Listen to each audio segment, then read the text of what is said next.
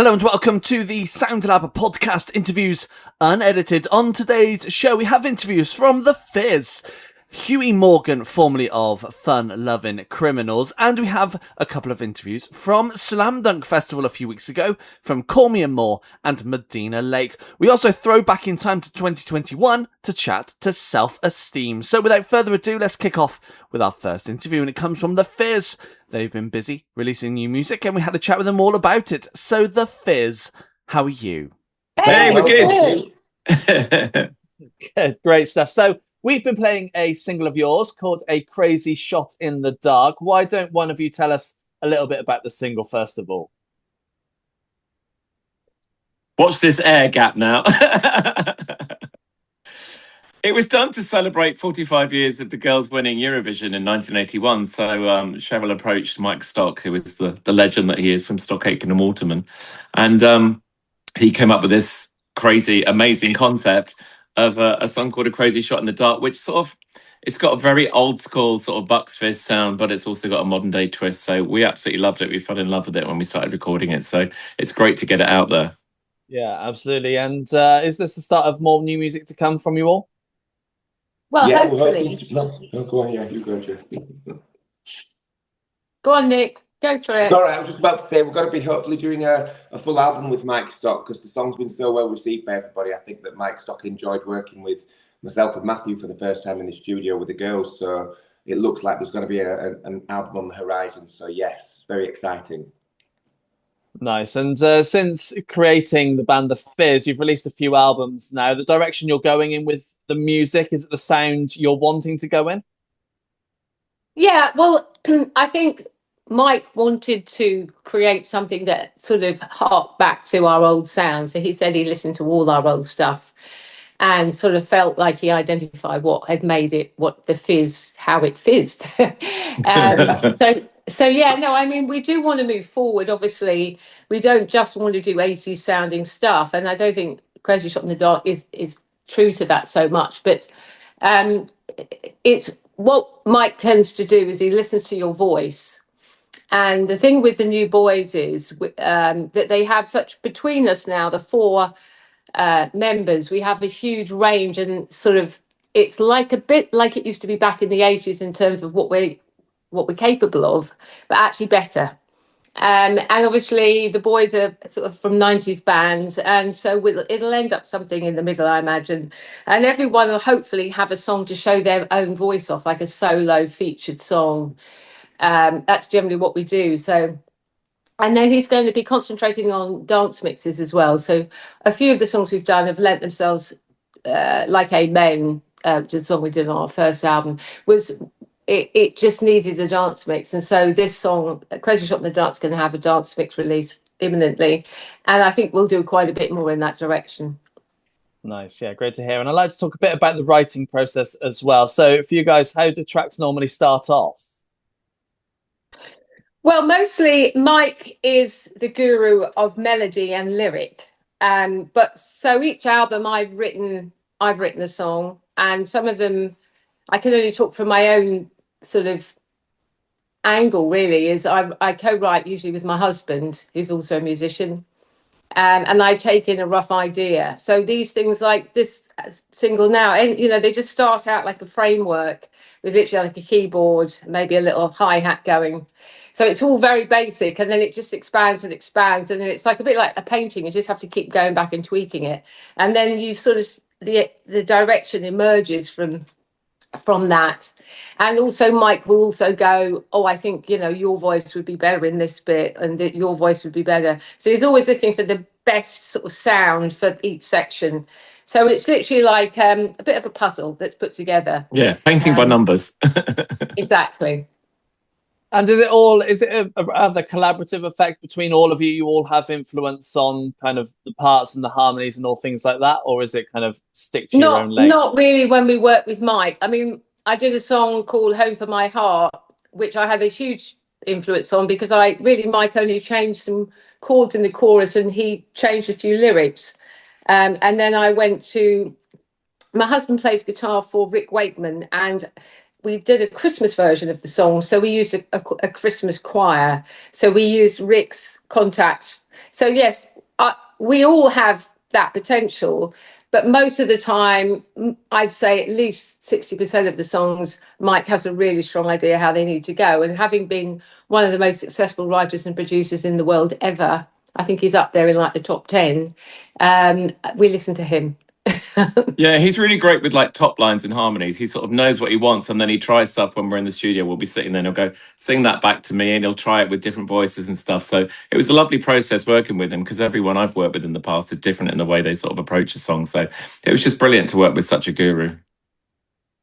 Yeah, I can well imagine. And the good news is that now you've started to release more music, you are heading back out on tour, and you've got some shows coming up, and you've been doing some already, I believe. How have they been going down? Yeah, we've got some absolutely fantastic festival shows coming up. We're actually headlining Masploma's Pride in November at the end of the year, which is a massive deal for us. So we're looking forward to that. And yeah, we're just on the road. We're just traveling up and down the country. And We do stuff abroad as well. It's great. Yeah, we're doing Copenhagen as well, which we can't really tell you about, but it's a big Eurovision thing with loads of old school people. So that's going to be amazing to celebrate old school Bucks Fizz and the new Fizz. So we were looking forward to that. Yeah, definitely. Yeah, for sure. And you've still got gaps in the calendar at the moment. Are you hoping to be adding some more shows into the diary? Yeah, well, the thing is, we all do our solo stuff as well. So Cheryl fills the diary out quite a bit. And so, yeah, and we all have our separate projects that we're working on. So, Matthew, you're in two different bands. You're in three bands, aren't you? So I'm probably in six. I can't remember anymore. So obviously with the diary kind of being kind of working around everyone else's projects, is it still straightforward to kind of create a diary for the Fizz? Yeah. I mean, it's just a case of whether everybody's free. And but as now with the boys, we've got more. It's just opened things up. Go on, Nick. I can see you're waiting. It's getting us all together. We really enjoy doing what we do. Being on stage is obviously, we still all enjoy it all these years later. So it's quite magical to have four people that all still are gunning for it and absolutely love what we do. So it's the chemistry on stage with us all is absolutely amazing. So the busier we are, the happier we'll be.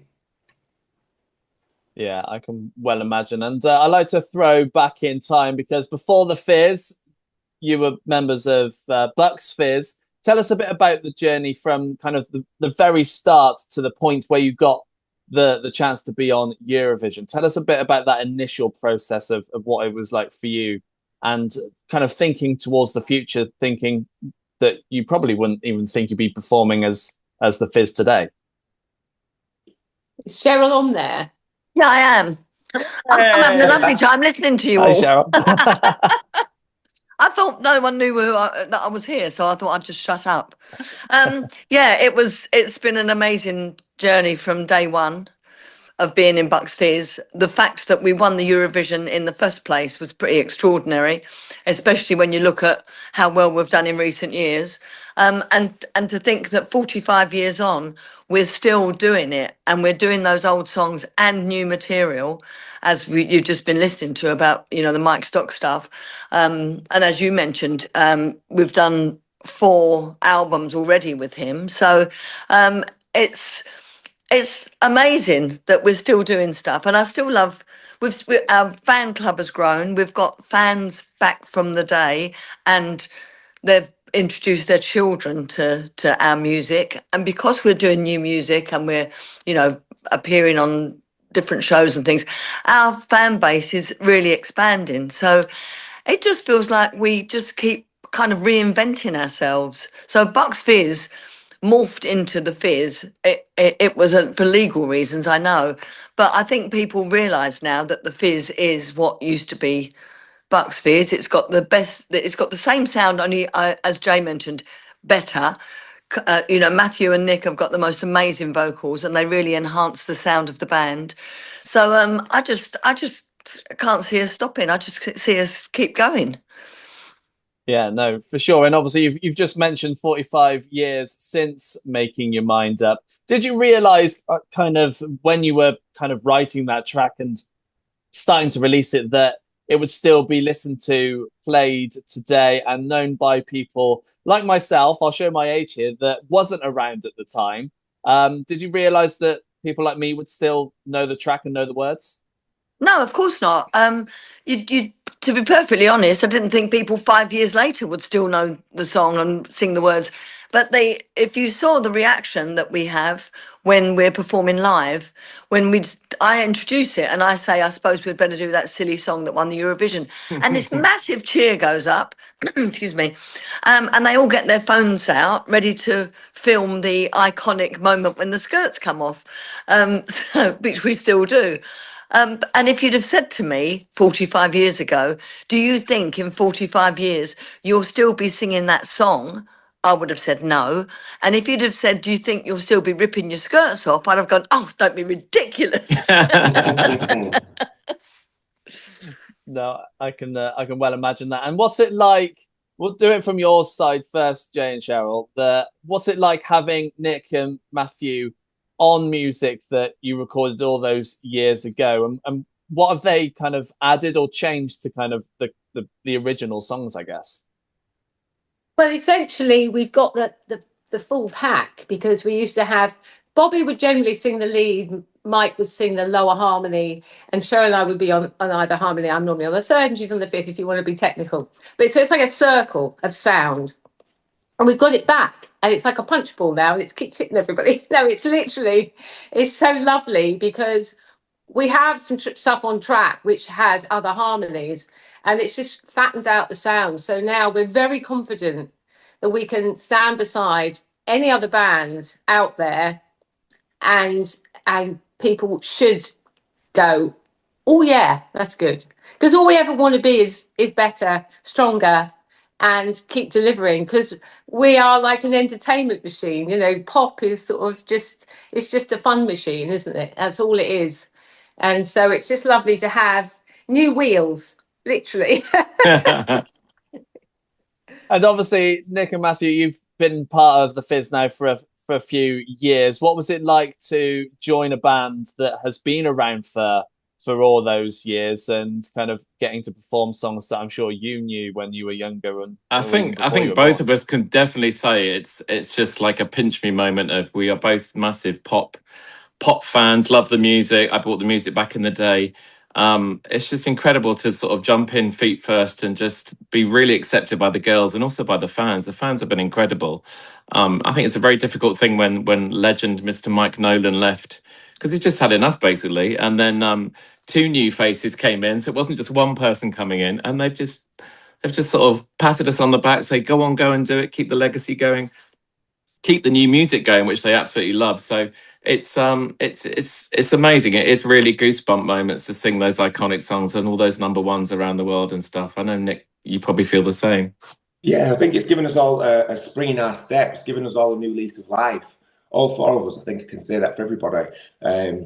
I was enjoying my solo gigs before I got into the Fizz, but this just completely, turned my life around for the better. I'm excited to go to work, and it's an absolute joy to be a part of the group. It's a dream job, so we're very lucky and fortunate that we're in this position. It's there's a lot to look forward to. It's going to be going on for quite some time, the Fizz. It's going to be going on for years. Great to hear. And before we go, we have to touch on the current state of Eurovision. How have you found the last few years, and are you hoping that the next few years are going to be positive when it comes to the Eurovision side of things?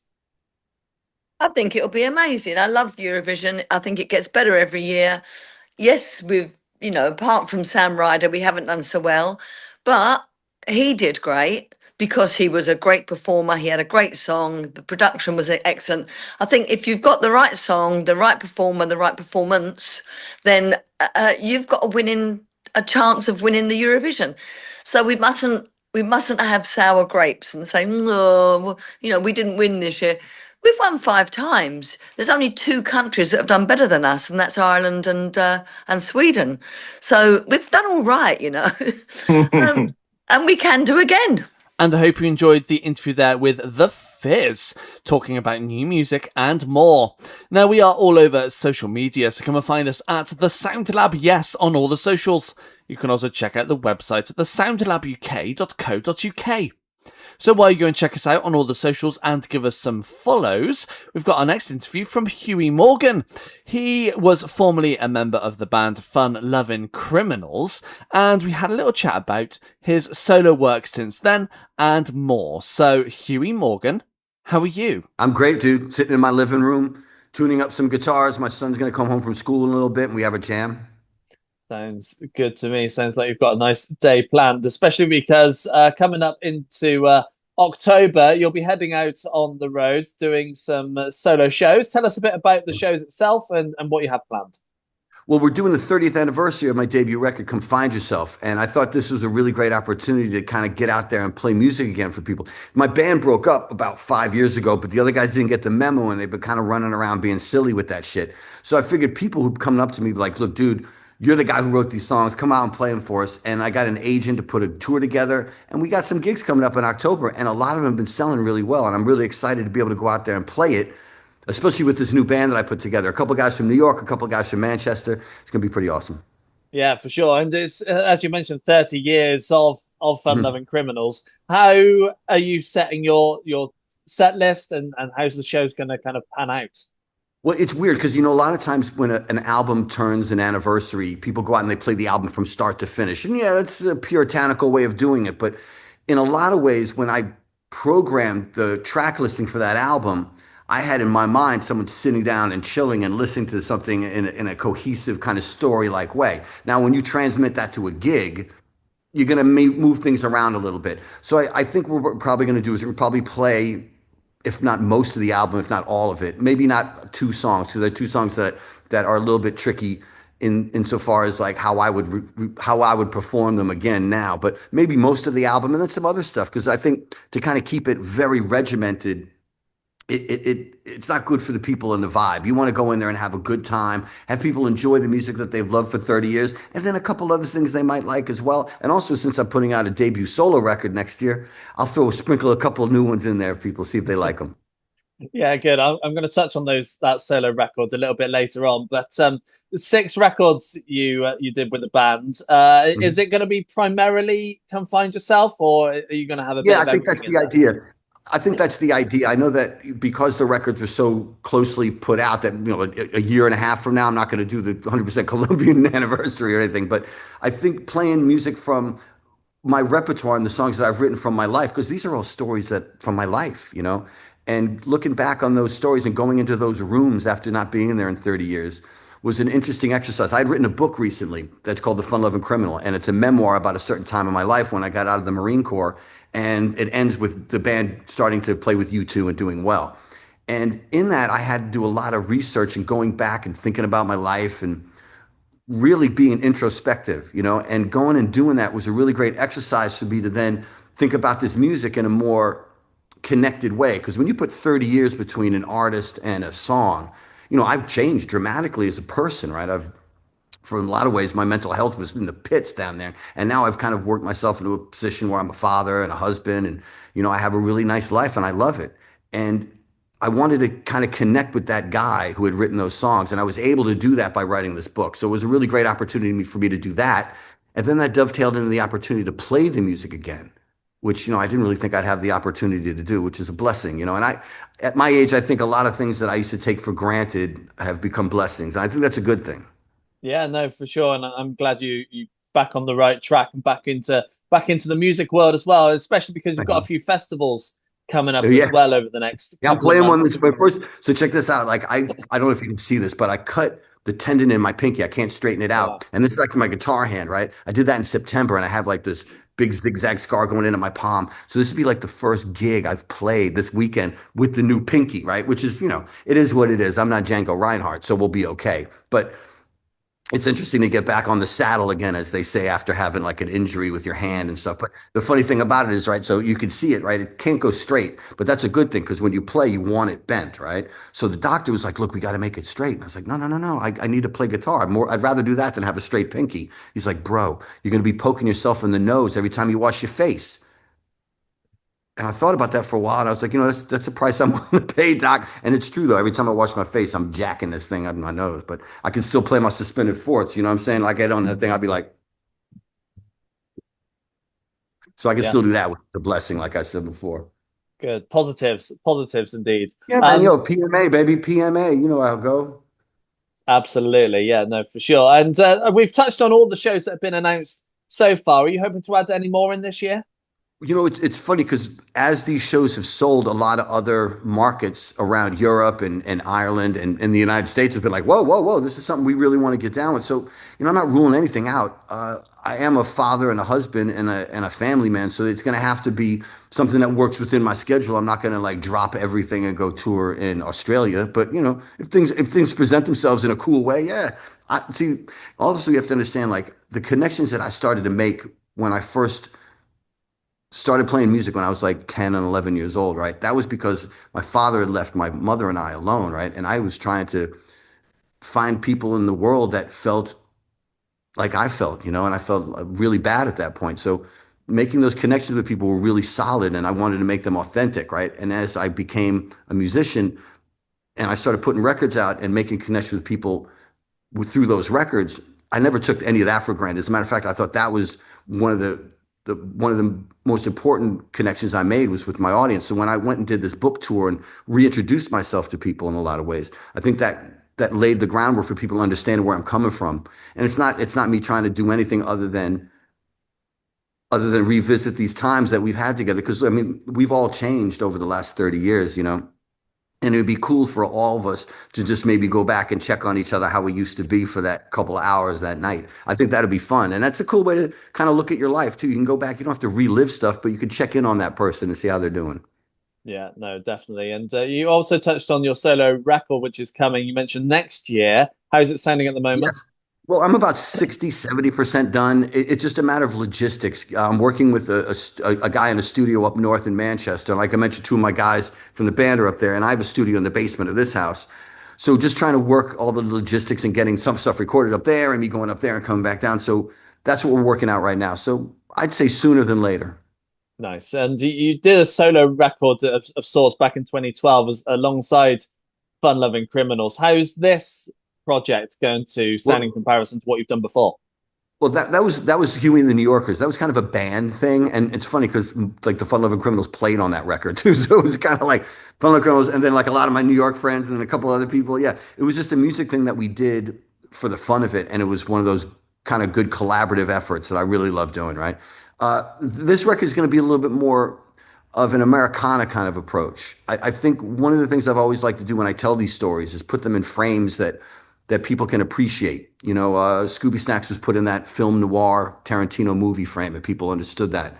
So I like to do things like that and approach stories and the human condition in a way that's fun and it's also entertaining and it doesn't preach too hard at you. But the music that I've been listening to and the stories that I'm writing kind of go into that vein now. A little bit more of the classic rock stuff, less of the hip hop. Yeah, was that an intentional route? I think so. Just in the explanation of storytelling, I think as I've evolved in it, you know, also, I don't mean to say that I'm an older guy, but hip hop is a young man's game. And there are some rappers that I've really appreciated and loved who are at my age. And I've seen them kind of do the rapping. And I just think, well, okay, maybe they should try something else. So maybe I thought it might, because what I'm trying to do is I'm trying to make these connections with people, right? And the only way I think I can do that is in an authentic way. So I can't put on Huey the rapper anymore. You know, I'm just not Huey the rapper anymore. So I'm more Huey the storyteller, Huey the music guy. So that's kind of what I'm gonna dig in on that. Nice. Yeah, nice. I'd like to talk a bit about the writing process as well. So for you, how do tracks normally start off? There's never really a formula when it comes to me. Like I mentioned, I write a lot. So a lot of the ideas for the songs come with ideas that I have with writing. And then if something presents itself in a way that, wow, that would go good with this riff. Then you try to marry the two together. And then sometimes it's just me picking up a guitar like I was just doing and playing a couple chords and going, ooh, those are good. And then, you know, my daughter will walk by and I'll think of something and, oh, yeah, I remember we were in Tenerife and there was that beach and I was blue. And then you think of a color blue and then next thing you're writing a song about something. It's one of the things you have to let yourself kind of flow. And in this day and age, that's one of the hardest states to get yourself into. You know, I'm 57 and I'm not mastered it at all, but I'm getting to the point where I can reduce, I was mentioning the drag, I can reduce a lot of my own personal drag to get myself in a space where I can be creative and I guess commune with that frequency I told you about with Keith Richards. Yeah, no, for sure. And when it comes to writing for your solo project, is it any different from what you've done with bands in the past?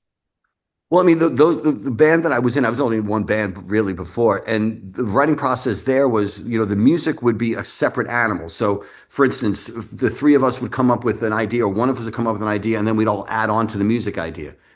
And that was a great way to kind of, get those really good collaborative interactions with other musicians that made the band really special. And then when the music was done or whatever it was, then we go, okay, now what's that song about?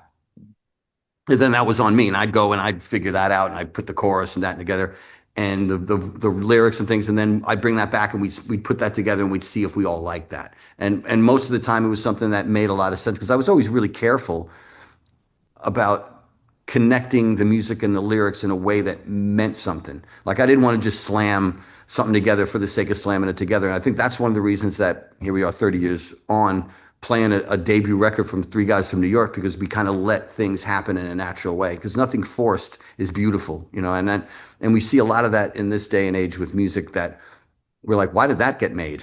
And because it's not made in service of itself. Music now is made in service of other things like TV shows and movies and things like that, or products. So there's never really that authenticity that we used to have in music. So we're not expecting it. And when we do get it, for whatever reason, if we do have a good band or a good musician that we come across, we're like, this is amazing.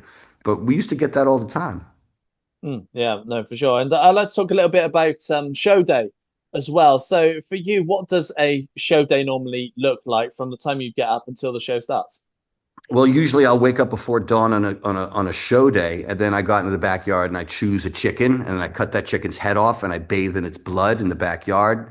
Then I go and I light all my Santeria candles, and I strip naked, and I do the whole pentacle thing, the whole Satan thing, and then I wake up my kids and we have breakfast. Dude, I'm Wanted sorry. to see how far you were going to go with that. Yeah, I was at one point. I was like, man, I hope this dude doesn't really think I'm bugging out. Yeah, it's not that big a deal anymore, man. It's like, we just get up, we go to the sound check, we play the show, we make some people happy, and we feel happy at the same time. It's one of the things I think that musicians do mess up on, is they do mess up on the quantity of the formula. They believe that they are the greater. I think they believe that they're the biggest part of the formula when it's actually the audience. So the idea is, if you get yourself in a state where you're comfortable enough to perform for people that really want to see you play, then it doesn't take much to do that if you've been doing it a while. And like I said, 30 years, I should be able to get in the zone. You know what I mean? Yeah, for sure. Is there anything that you have to do or have to not do just before you step foot on stage? No, I mean, one of the things that, I'm always constantly aware of is that this is a blessing. I'm at a stage in my life where life is taking away more things than it's giving, right? So if you can be appreciative and have gratitude for small things, like an opportunity to play music that you created a long time ago for people who still give a shit about it, dude, you're winning. Yeah, most definitely. And obviously once the show is over as well, you've still got that adrenaline in you. How do you, what do you do after a show finishes? The last bunch of shows we did, I would go back to my hotel and I would write, because that's a way I relax. I write and I read. So one of those two things, I'd probably go back and just chill and, just kind of relax. One of the things that I think people mistake for a lot of musicians is that we're completely bananas all the time, and that we're alcoholics and drug addicts and things like that. And that was never really the case with me. I mean, I describe in my book a lot of me taking drugs, but most of that was for me to be able to sleep at night because I was having terrible dreams and things. Yeah, I was never really like the party fool. I mean, I suppose I had my moments. I mean, I'd like to think I did, but nowadays it's not like that at all. There's no after show ritual, no pre-show ritual. It's just like, wow, that was really cool. No one fucked up too bad. All right. Yeah, I think that the party days of bands are kind of over, especially when new bands start. They think they're going to do all X, Y, and Z, and then realize it's not that anymore. Well, it's also, you have to understand, a lot of the young bands didn't grow up on Led Zeppelin or all the party bands. They grew up on Interpol, which is like the most boring, indie nerds from America. So it's like, none of this is None of this is expected, so we're not disappointed when they don't do it. And like I was talking about music being in service of other things, that's what we have now. We have like popular music that's made by committee, that's mixed by committee. Like the videos and the movies that we watch are all, there's 10 or 15 lawyers involved in the cut. It's like, what are we doing to ourselves? And what we're trying to do is have a very, like I mentioned, drag before. We're trying to reduce all the drag on ourselves. And then what we're going to leave ourselves with is what? All these things that we thought that we didn't need. And I hope you enjoyed the interview there with Huey Morgan to talk about music and touring and more. Now, if you're listening to us on Spotify, then you'll be pleased to hear we also have a Spotify playlist. It's called Fresh, and it brings you 150 brand new up-and-coming artists that we feel like you might just enjoy yourselves.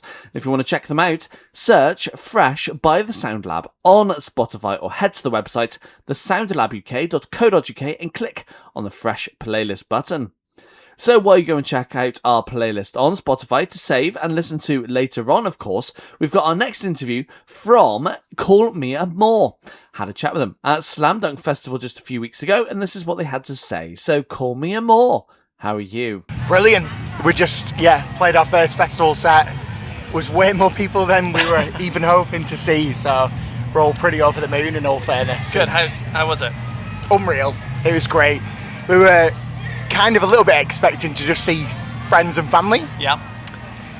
Early set, no one's really heard of us yet, but coming out to a pretty full tent. I mean, counting our blessings, to be honest. We were a bit blown away. It was awesome. Good. And same again tomorrow? Yes. Yeah, I don't know how on earth we've cracked the weather gods. That never happens at Slam Dunk. So we've been super lucky there. But first thing again tomorrow, and then it's just such a good day after that. Like, every 5 minutes there's another incredible band that we can't wait to see. Yep. Like, we finished, packed up, I ran over to one people as fast as I could. Like, so lucky that we're in good company as well. It's amazing. Yeah, absolutely. Are you hoping to catch anyone this weekend? Oh God, yeah. So my next hope to catch is Static Dress. I love those boys. Following that, I desperately want to see the home team. Yep. They're so awesome. Vakovi, they're over your shoulder. Yeah. Good Charlotte is one of those bands when I was a kid that just really inspired. President, obviously, whilst we're here, what a voice. But to be honest, too many to count. Yeah. I'm in a situation of throw a stone at the lineup and I'll be more than happy to watch whoever it lands on. Couldn't be better. Sounds good. Sounds good to me. And once you finish here this weekend, what's the plan next? So next is kind of getting into rehearsals again for 2000 Trees is our next outing. So that's kind of start of July. Following that, we've pretty much straight into tour with Boys Like Girls and As It Is, which is going to be a busy back-to-back week. If you want a bit further than that, we'll be releasing around that time as well. Next EP. Hopefully a tour at the end of the year and a longer tour at the start of next year. So plans in place to make sure that we're sticking around and making sure we're in everyone's ears all year. Yeah, for sure. And obviously your last release was towards the end of last year, I believe. So it was that was a long time coming. It felt like we were playing like Good Day and Bloom and stuff for so long before they all came out. So as soon as they were out, it's so nice for us to see all these different aspects of the band that we can bring as well. Mm-hmm. So it's a little bit of a sound change again. So obviously, first one with Girl on the Wall and all that stuff, super electro, very like drum and bass heavy, kind of the self-titled that you mentioned, quite a lot more just bandiness. I don't know how to kind of describe it, a bit more, guitars and stuff like that. And then this one's kind of a step in the heavier direction as well, just making sure that we're kind of covering all aspects of the band between these couple of EPs. So we're trying to keep it pretty tight between releases. Yeah, and the direction you're going in with the next one, is it an intentional direction to go in, or is it just kind of how it's turning out? Kind of a bit of both. So last year we were really lucky in that we all went to download and we were watching Spirit Box, and Jeff kind of writes a lot of the riffs, the guitar player, and we were so blown away because he'd never heard of them. Obviously, the rest of us have. He'd never heard of him, and he was just like, this tuning is sick, like it's been a bit lower, a bit heavier. And we're all into that kind of music anyway, you know. So we're trying to make sure that we can kind of cover all of the band's direction, so that we can write the songs that we want and nothing's going to come across as a shock. There's not going to be a really rogue tune that you go, where's that come from? Like, you know, just kind of developing the sound of the band so we can kind of make sure we're developing, making sure that we're staying true to what we want to do, rather than kind of just going, oh, is this good? Do we think people will like this? Yeah, it's kind of, I'm losing my voice, sorry about that. You know, rather than making the music hoping for a reaction, it's getting excited and getting really like enthusiastic about it all and going where that takes us. Yeah, nice. And I'd like to talk a bit about the writing process as well. So for you, how do tracks normally start off? So Jeff's really good with a little bit of an idea. So we'll get, you know, we'll kind of, we float a lot of them between us, and we go, oh, what about this? Sound checks is always a great time for that. So one of the tunes for the new EP came out of a sound check in Hamburg, I think, at the end of last year. And we were like, oh, this is a sick riff, like, we'll see where this goes. So Jeff kind of went home. He's got a musical job anyway, so he's always kind of creating and stuff. So kind of floated it about, wrote it up to the next level, kind of a bit more of a than just a scratch demo, sent it out to us all, and we all got excited, wrote some parts, and then we all met up at Harry's, because he's got a little studio there now, and kind of put the bare bones down that Jeff had brought. Then we all started throwing ideas at it. Harry came in with the vocal melodies and the harmonies and stuff, and we all started laying those down, which is really good. And it was just super collaborative at that point. It was like, oh, what do you think about this on drums, or you should do this on bass, or like, you know, just all in a room throwing stuff at the computer. It was great. And is it all really collaborative between everyone, or is it kind of stick to your own lane when it comes to the parts you're doing? No, like if you can justify any decision, any suggestion, then we'll give it time, because we're all such big fans of music as well. Like, we know what we like to listen to, or we'll recognize a good riff, or something will stick in your head, even if it's not necessarily your instrument. So, like, you know, if I'm like recording a bass line and Harry's like, oh dude, have you thought about doing this? We're all happy to jump on that with each other. So nice and easy, nice and collaborative. Yeah, do you think you'll stick to that kind of direction going forward? Really unsure. We're just going to see where it takes us after that.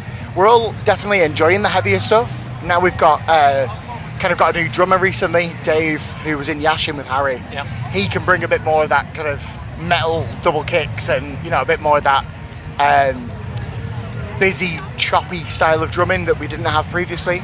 So it kind of, we lent that way as a result of that as well, really. But sorry to deviate from your question. Yeah, just, you know, we're going to see where the idea takes us, see how we get inspired for the next lot, and as long as we're comfortable with it, happy with it, and it's not, no, we don't want to show up with like a Slipknot song or something, you know, we don't want it to be contrived, but as long as we're excited about it, we're still developing, we're going to run with it. Yeah, for sure. And obviously you mentioned Harry and the new drummers was part of Yashin. When you're writing music kind of together, are you all kind of wary that you don't want it to go and be like a Yashin 2.0, or is that kind of a mindset for you guys? Not really. So Jeff kind of is really good at making kind of like the basic structure and sketch of the demos. Yeah. And I think, you know, in the corner of his mind, it might be there. They're like, God, make sure this isn't Yashin again. But no, we kind of all fall in suit.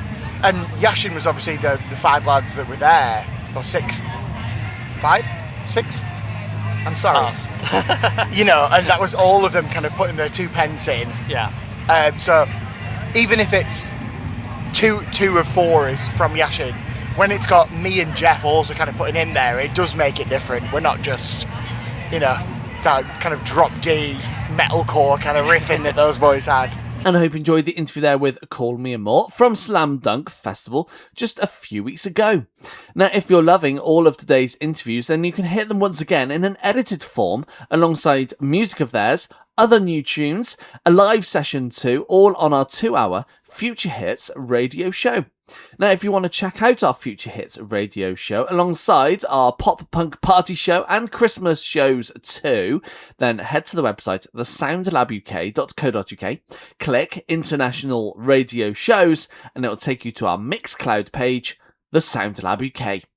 So while you go and find out all the radio shows that we do, we've got our final new interview, and it comes from Madina Lake. Had a chat with them as well at a Slam Dunk Festival just a few weeks ago, and this is what they had to say. So Madina Lake, how are you?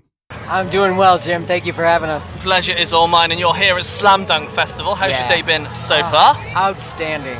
You know, we had an interesting start because all of our flights, we came from 4 different locations. Okay. Bogota, Colombia, Chicago, Florida, and Nashville. All of our flights were delayed, missing the connections. Nathan's flight got canceled.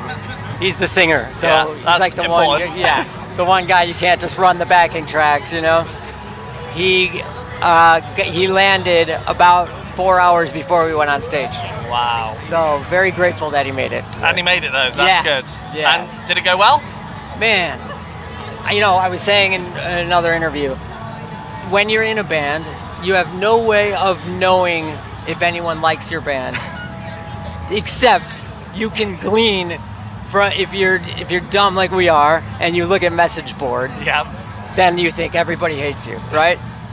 So you go away for a while and then you come back and you're like, is anybody gonna care?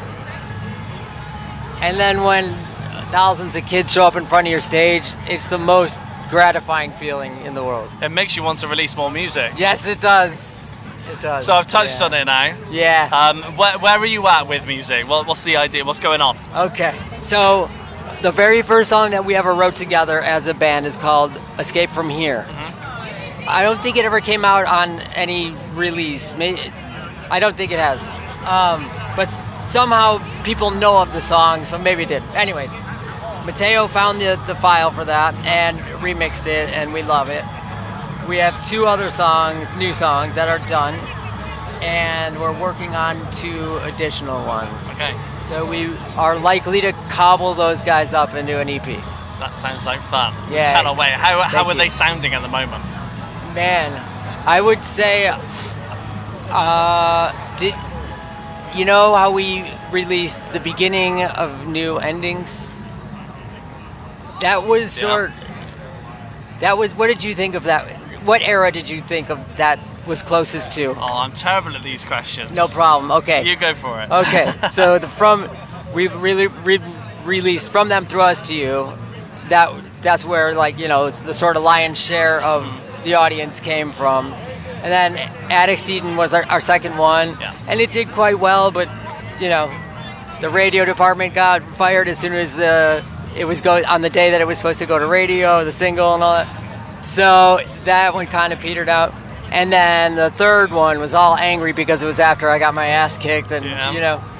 So the one we made over COVID, the beginning of New Endings, was like, I feel like it went back to From Them if we would have veered off just a little bit into a new direction. Mm-hmm. This continues on that path. Nice. And was that intentional? No, it just sort of happens.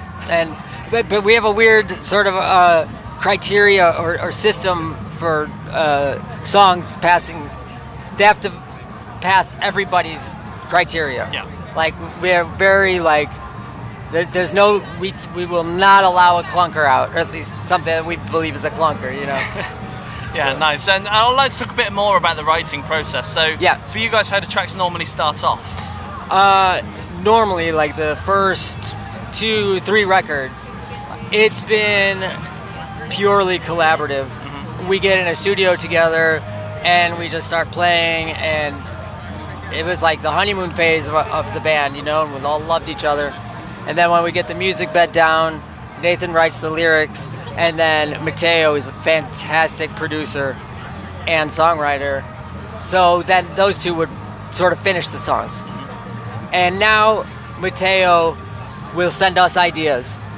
And these ideas will have some fake synth bass on there, or some guitars. So they're a little more rounded out, And then I'll send, maybe some notes like, cut 4 bars of this. This should be this should be a teaser chorus or a soft chorus, before you come in with the heavy chorus on the second one. Yeah. Just production ideas like that. But Mateo has since become like a really bona fide songwriter. I mean, he writes for major artists like Hilary Duff and Ricky Martin. Yeah. So it's what a gift that's been, because he can just churn out ideas, or we can send him ideas, and he can turn them into bona fide songs in 20 minutes. So nice. Yeah. And do you think you'll continue going in that direction when it comes to writing in the future, or do you think you might revert back to how it used to be? I think we would all like to see it revert back a little bit. Yeah. And so now Mateo will send riffs, and we'll say, okay, we'll take that riff. All right, we want to work on these, and then flesh them out from there. And do you think that's because of the way recording and writing music has changed since you since you started releasing music? What was it, 15, 20 odd years ago now? Yeah. And obviously the world's changed. It's an entirely different universe. It's a different land. Everything about it is different. And I understand. I mean, people call me grandpa or uncle or whatever the term is. I get called uncle. But there is something that's not wholesome about the music that's being generated by computers. Yeah. And whether it happens or not, I feel like there's going to be like an iconoclastic culture that is yearning for something real. Mm-hmm. And we'll be there, Good.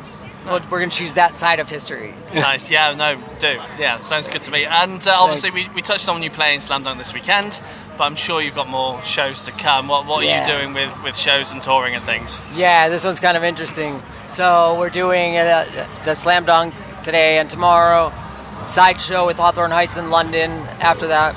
And then we're going to come back in the late fall and do Europe, UK, and Dubai. So nice. Yeah. Sounds good Thanks, to me. And obviously you've been touring for many years. Yeah. But there must be places that you still haven't played yet. Where's somewhere that you want to get to at some point that you've not done yet? South America. Yeah. Our guitar player Mateo is from Bogota, Colombia, and a lot of bands, in our vein, have been starting to go down there. And there's just a massive audience for it.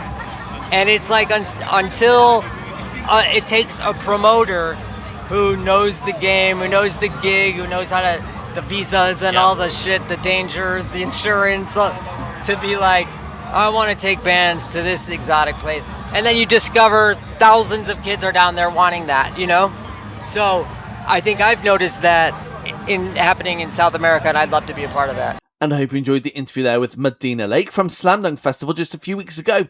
And that's the end of all the new interviews that we have done for you. But we're going to throw back in time now, and we're going back to 2021, where we had a little chat with the artist known as Self Esteem. She was busy building her career, and she has finally got known across the world. And we are glad to bring you the interview once again. So Self Esteem from 2021, how are you? I'm good. How are you doing? Good. Not too bad. Thanks very much. So first things first, you have a new single out. The one that we're playing called Moody. What can you tell us about the single? Yes, it's quite a mad song really, but I'm basically getting at the fact that sometimes I am moody, and that's always been used against me. I think people as a negative, but I think emotions are valid, and it's sort of hard out there for a woman in music. So yeah, sometimes of course I'm going to be moody, but yeah, it's also quite fun. And when I made this song in the studio, me and my producer were like, what is this? And I'm really happy that it made it right the way to being a single, because it's quite odd. Good. Yeah, definitely. And that's off your second record, which is out in just a couple of weeks' time. What can people expect when they get a chance to go and take a listen? I mean, it's a big beast of a piece of work, really. It's out next Friday. It's out on the 22nd of October. yeah, it's just a bit of a timestamp, really, of where I am. Like, I realizing a few things in my personal life about sort of self-acceptance and self-love, but also feeling very sort of defiant and sort of exhausted, really, by what it's like to be a woman every day, fearing for your safety, which is obviously now a bit of a talking point in the news, but it's always been the way. It's been my whole way of life, and I feel a little bit ready to stop being so frightened and get to live like everyone else does. But obviously that's complicated. There's a few heartbreak songs, you know. There's something for everyone. Good. And how does this record compare to your debut, which came out a couple of years ago? I sort of like to think of it as sort of part two, really. Like I sonically sort of galvanized, it's sort of more concentrated. Lyrically, I suppose I'm kind of just personally, I'm in a bit of a different place than I was when I wrote that one, but I still feel like that's quite interesting, a sort of journey of me. Yeah, I really don't like making sort of subtle music. I mean, maybe one day I'll want to make sort of dinner party music, but at the moment I want to make music that you have to stop and listen to. So it's very that. Good. And what was it like writing a record and recording a record in a lockdown? And how was that for you compared to when you've done it before?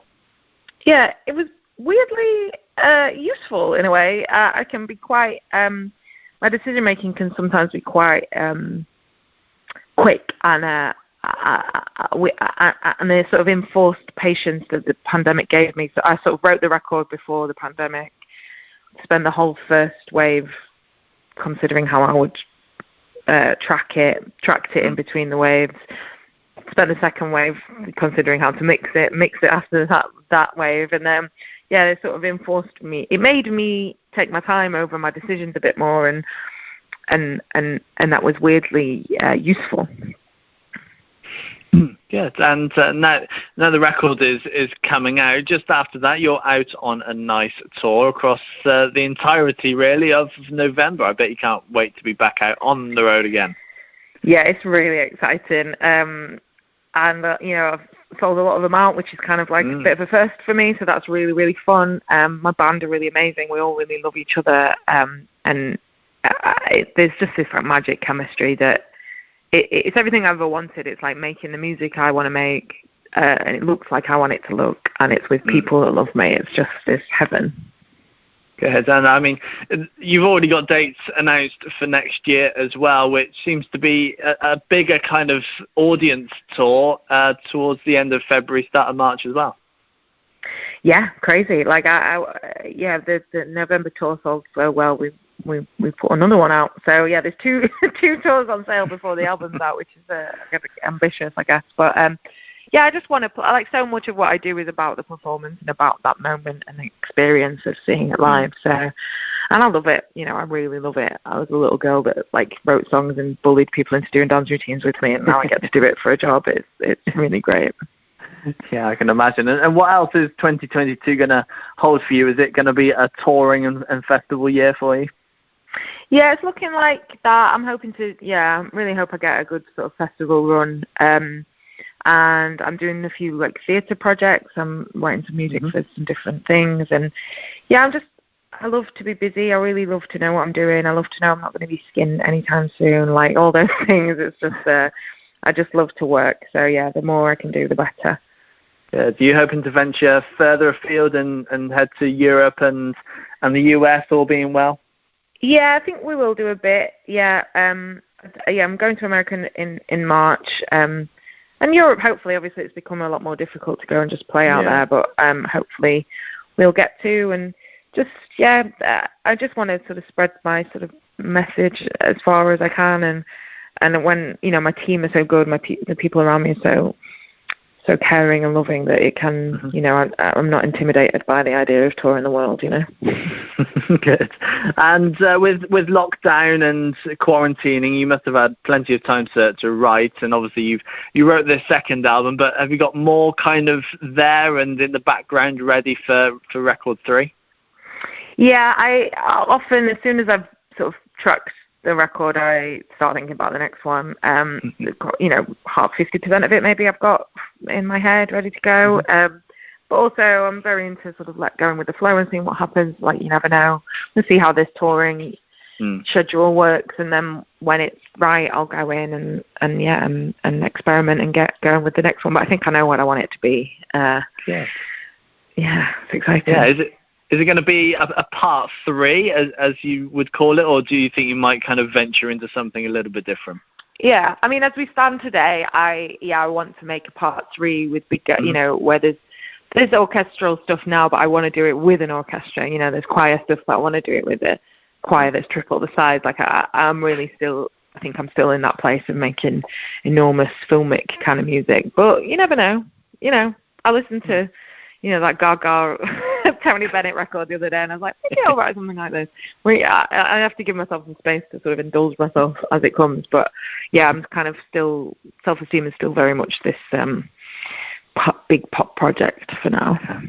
And I hope you enjoyed the interview there with Self Esteem from 2021. And that's the end of the show for another week, I am afraid. But don't you worry, we will be back next week with more interviews. But if you can't wait until then, social media at The Sound Lab, yes, on all the socials. You can also check out the website at thesoundlabuk.co.uk. And we'll be back next week for another episode of The Sound Lab's Interviews Unedited. Goodbye.